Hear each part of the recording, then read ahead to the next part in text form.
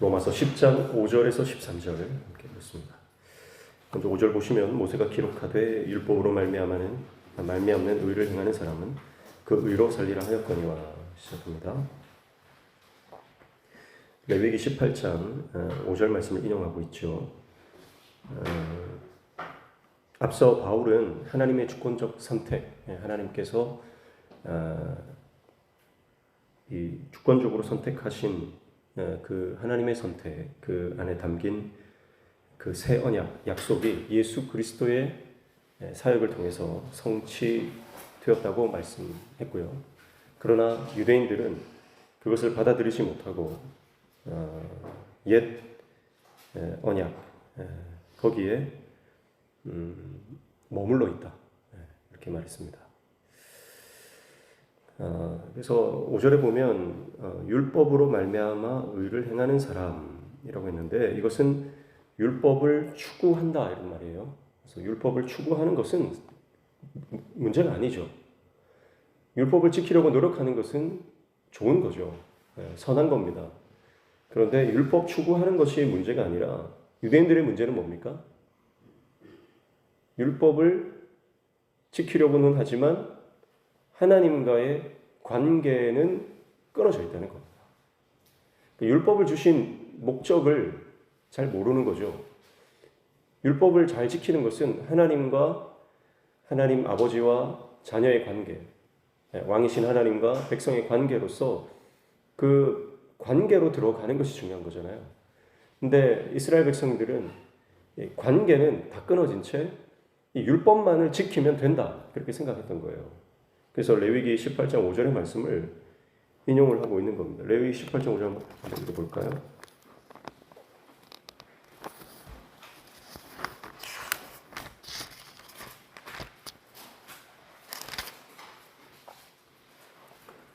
찾으신 분들 같이 읽습니다. 시작. 너희는 내 규례와 법도를 지키라. 사람이 이를 행하면 그로 말미암아 살리라. 나는 여호와이니라. 그래서 하나님의 법도를 따르고 규례를 지키는 것은 하나님께서 말씀하신 명령이고요. 그 규례와 법도를 지키면 산다. 이렇게 말씀을 한 거예요. 그래서 말씀을 지키는 사람은 그 의로 산다. 이 레위기 말씀을 인용을 하는 이유가 뭡니까? 그들이 이스라엘 백성들, 유대인들이 잘 알고 있는 구약의 말씀을 인용함으로써 그 말씀이 궁극적으로 뭘 가르치는지에 대해서 설명을 하는 겁니다. 그래서 6절, 7절 보시면 믿음으로 말미암는 의는 이같이 말하되 내 마음에 누가 하늘에 올라가겠느냐 하지 말라 하니 올라가겠느냐 하면 그리스도를 모셔내리려는 것이요 혹은 누가 무적에게 내려가겠느냐 하지 말라 하니 내려가겠느냐 하면 그리스도를 죽은 자 가운데서 모셔 올리려는 것이라 그렇게 말씀하죠. 여기서도 이제 신명기 말씀을 인용해서 약간 변형시키고 있어요. 그래서 신명기 30장 가봅니다. 신명기 30장 12절 13절 신명기 30장 12절 13절 찾으신 분들 같이 읽습니다.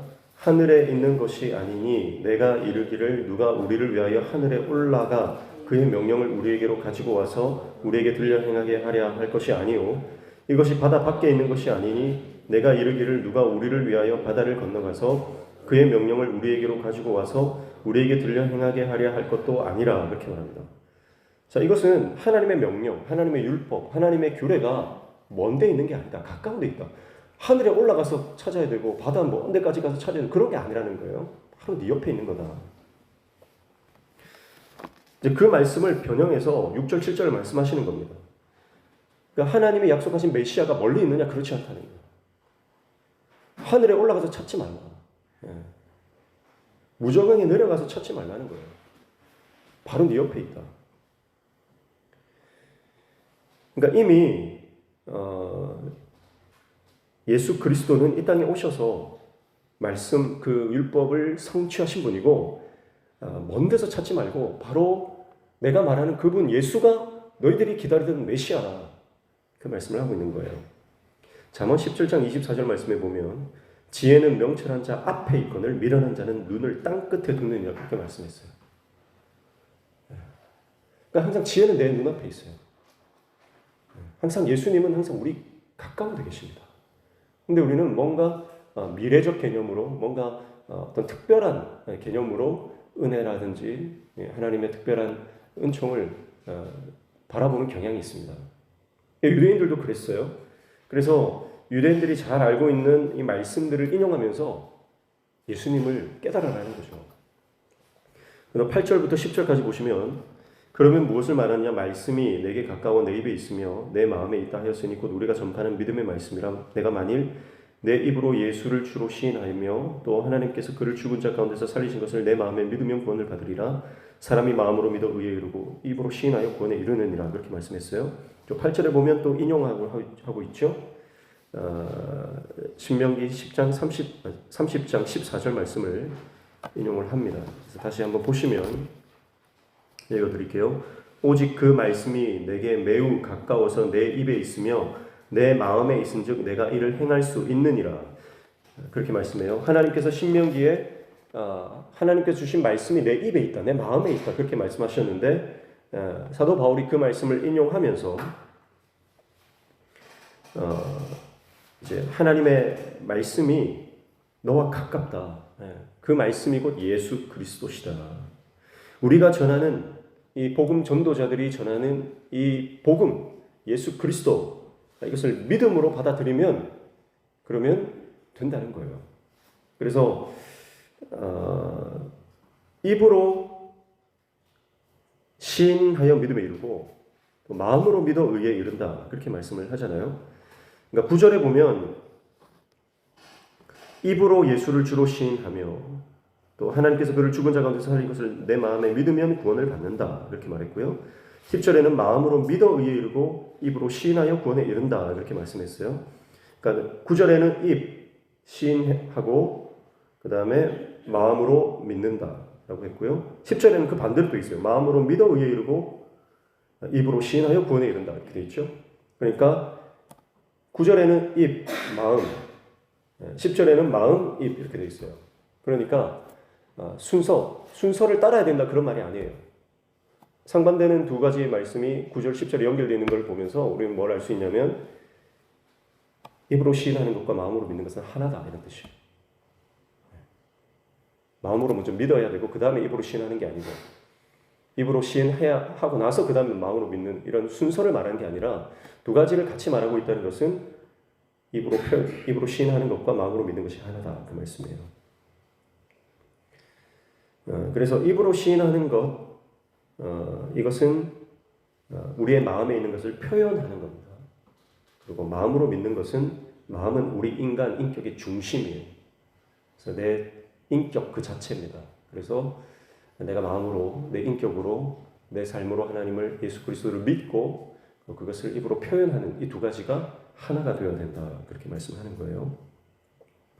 그래서 마음으로 믿고 입으로 시인하는 것 이것으로 예수 그리스도가 우리에게 믿어지는 믿음으로 우리가 의롭게 되어지는 그 은혜를 받게 된다는 것을 말하는 것이고요.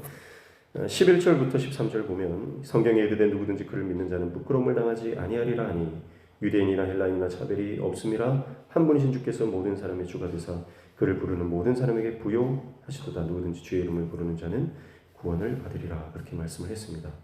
11절 말씀에도 이사야 말씀을 인용을 하고 있고요.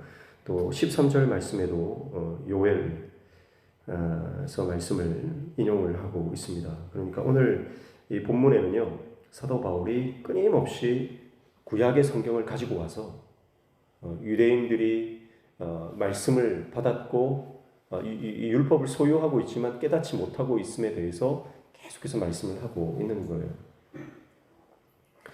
11절부터 13절은 복음을 통한 공평한 구원을 말씀하시는 겁니다. 차별이 없다는 거예요. 누구에게나 열려 있다는 거예요. 그래서 믿는 자는 누구든지 부끄러움을 당하지 않는다. 구원을 받는다. 유대인이나 이방인이나 차별 없이 열려있는 이 복음에 대해서 말씀을 하고 있습니다. 그래서 이스라엘은요 선민의식에 젖어 있죠. 그래서 자기 민족 중심 사상, 유대민족 중심주의에 완전히 빠져 있습니다. 그래서 말씀을 지키는 것, 그래서 말씀을 지킴으로 하나님과의 올바른 관계 안으로 들어가는 것보다는 말씀을 지키는 것 그 자체, 내가 말씀을 소유했다. 그런 선민의식에 젖어서 거짓 안정감을 추구했다는 거예요. 그래서 그들이 가지고 있었던 안정감, 이것은 가짜라는 겁니다. 하나님과의 관계 밖으로 나와서 율법을 지킨들 무슨 소용이 있느냐는 거예요. 유대인들이 가지고 있던 그 유대민족 중심주의는요, 사도 바울 안에도 예수님을 만나기 전에 꽉 차 있었죠. 그러나 그가 예수님을 만났을 때 그 안에 있었던 견고한 진이 다 깨뜨려진 것입니다. 그래서 사도 바울이 말하는 것은 중요한 것은 믿음이다. 믿음으로 의에 이른다. 믿음으로 구원받는다. 그것을 말씀을 하고 있습니다. 그래서 믿음은 관계죠. 관계. 내가 주님과 얼마나 친밀하느냐. 내가 하나님과 친밀한 관계 안에 있느냐. 어떤 상황이든 주님을 바라볼 수 있느냐. 그게 믿음이거든요. 근데 예수님과의 친밀한 관계가 아니라 어쩌면 유대인들처럼 우리도 잘못된 선민의식이나 잘못된 사상에 우리가 젖어서 예수님과의 관계 안으로 들어가는 것이 아니라 어떤 유교적인 주술적인 그런 신앙에 머물러 있지 않는가 우리가 돌아봐야 됩니다. 신앙생활 연수가 쌓이면서 형식만 남아있지 않느냐. 내가 정말 예수님과의 관계 안으로 들어간 것이 아니라 형식만 남아있고 겉모양, 껍데기만 남아있는 것 아니냐. 그것을 우리가 기억해야 합니다. 그래서 사도 바울이 사용한 방법은 뭐예요? 계속해서 이들에게 말씀을 던지는 거예요. 구약의 말씀. 왜냐하면 유대인들은 이 말씀에 정통하거든요. 유대인들은 내가 말씀을 누구보다 잘 안다라고 생각하고 자부심을 갖고 있거든요. 근데 그들을 향해서 뭘 던져요? 그들이 자라나는 그 말씀을 던집니다. 말씀을 계속 던지죠. 그 말씀이 그들의 마음에 충격이 되고 생명이 되지 못했던 말씀이 이제는 생명이 되어서 그들을 하나님과의 올바른 관계 안으로 끌어올 수 있도록. 여러분, 우리 인생 가운데 계속해서 말씀을 던지셔야 됩니다. 말씀으로 내가 충격을 받아야 돼요. 말씀 아니고서는 내가 주님께로 돌아갈 길이 없습니다. 그래서 말씀으로 계속 나를 충격하고 계속 내가 말씀 안으로 들어가고 그래서 그 말씀이 깨달아지지 않았던 말씀이 깨달아질 때 변화가 일어나고 역사가 일어납니다.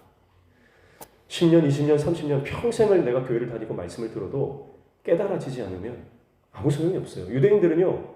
수천 년 역사 속에서 말씀을 거의 달달 외우고 다녔잖아요. 그런데도 그 말씀을 못 깨닫는 거예요. 말씀이 일관되게 가르치고 계신 예수 그리스도를 발견하지 못하는 거예요. 그럼 오늘 우리가 말씀을 깨닫는 지혜가 임하기를 축복합니다. 말씀이 깨달아져야 우리가 하나님과의 올바른 관계 안으로 들어가는 겁니다. 말씀이 깨달아져야 우리가 예수님과 올바른 관계 안으로 들어가는 거예요. 말씀이 깨달아져야 성령님을 사모할 수 있고 성령의 사람이 될 수 있는 거예요. 평생을 교회 다녀도 성령 없다는 사람들이 많아요. 성경이 분명히 말씀하고 있음에도 성령이 없다. 방언도 가짜고 병고침 이런 거는 성경의 문자에만 나오는 거다. 그렇게 생각하시는 분들이 많습니다. 우리 교회도 2명 계시더라고요. 여러분 말씀대로 믿으셔야 됩니다. 말씀이 역사하시는 것을 우리가 기대해야 됩니다.